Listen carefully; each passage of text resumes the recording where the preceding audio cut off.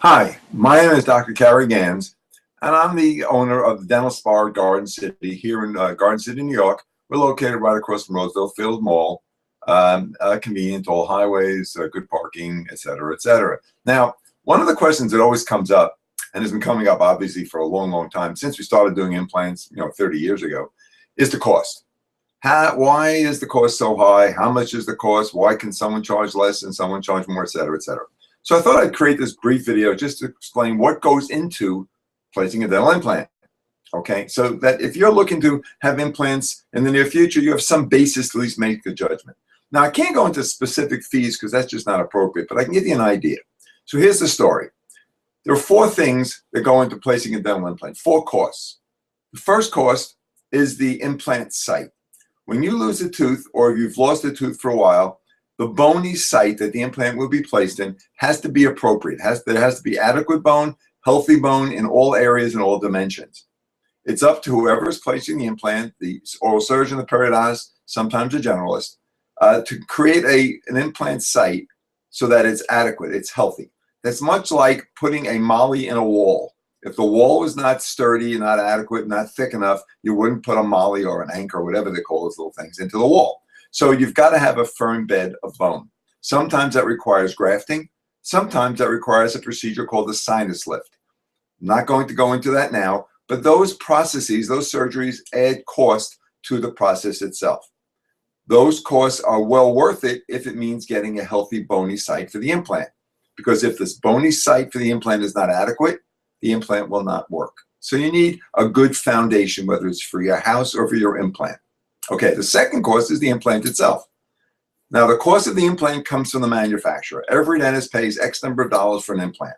Like everything else in life, there are all different types of manufacturers. There are third party, there's the well-known brands, which I'm not going to mention today, but there are well-known brands, and then there are third party, there are implants coming from all over the world. Many of these get FDA approval, doesn't mean they're all equal, okay, just because they're approved. Now, most importantly, it depends on who's placing it. If the surgeon or the periodontist or the generalist determines that a certain implant is for you, you're really basing your judgment on your opinion of that surgeon, hoping that that surgeon picked an implant itself that is what you want, what will work best in your mouth. So the second cost in the implant is the implant, and they do vary in cost from less than $100 or $100 up to $200, $300, $400, I guess, depending on what implant system is used. So you have the cost of preparing the site. Sometimes there's no cost. Sometimes there's additional cost, and the cost of the implant. The third cost, with the surgical fee, not only is it the cost of the implant, but it's the cost of the surgeon's skill. Now you're paying for the surgeon's skill as well. It's not just the piece or the burrs that he's using. There's additional costs for doing that as well. See, when you place an implant, you have to buy special burrs, all kinds of tools. They're used once. So there are additional costs of placing it, plus the skill of the surgeon, his time, effort, and knowledge. The more skilled the surgeon, typically the higher the cost. There's nothing, you don't want to go cheap on dental implants or parachutes. I am paraphrasing.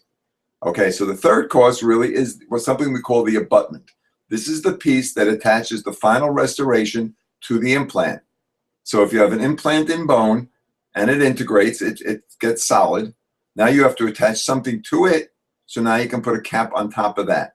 It's called an abutment. There are a wide variety of abutments. These have a certain cost. Some are made in a laboratory. Some are pre-manufactured. The cost is different. So when you get quoted a fee for a dental implant, sometimes it will depend on whether the dentist is using a custom-made component just for you or is buying something out of the box. The final cost is obviously the restoration.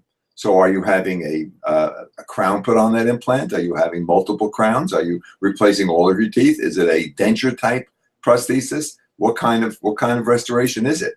What's the skill of the prosthodontist or the general dentist placing that restoration? What kind of laboratories does that person use? How skilled is that laboratory? Because I want to explain to you, not all crowns are the same. Some crowns cost $50, some crowns cost $350 from just the laboratory component. Forget the skill of the dentist and the costs that go into it. So the cost varies. So once again, my point here is when you look at a dental implant, there are 4 or 5 costs that go into putting that implant into your mouth.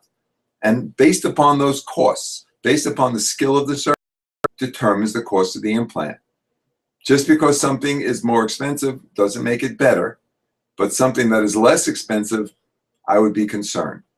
Okay, if you're getting a deal, once again, you don't want to cheap out on dental implants or parachutes, because once that implant is in your mouth, it can be there forever. The investment is terrific. These implants can last a lifetime if done correctly. So you want to be sure that when you decide to do this, you don't just look at price and think you can get away with the cheapest implant product on the market, because at the end of the day, that implant product is going to be there for a lot of years, and you don't want that to be an issue, cosmetically, functionally, or health-wise. So implants can go from low to high, and the numbers are relatively unimportant. The cost factors, now you see them being advertised at very low fees, in less than $1,000 and up to $2,000, $3,000. You have to evaluate that on your own. For me to give you numbers here would just be unfair to you and unfair to the people placing them. What I really wanted to explain is why implants cost what they do. And the value that you get from them is worth every penny. Now, what I'd like to do is offer you a complimentary consultation at the Dental Spa at Garden City. If you'd like to come here, just give us a call at 855-466-6808. You'll either get me on the phone directly or you'll get one of my staff. They'll be happy to set you up for a complimentary consultation. We'll give you a panoramic x-ray at no cost so we can see whether we believe initially that you're an implant candidate. We'll talk about it, answer all your questions, and you can then determine whether this is something you want to do or not. Once again, my name is Dr. Carrie Gans. I'm here at the Dental Spa at Garden City, right across from Roosevelt Field Mall. We're here to help you in any way we can. And I hope this answers at least some of the questions about the cost of dental implants. Have a great, successful day. Keep smiling.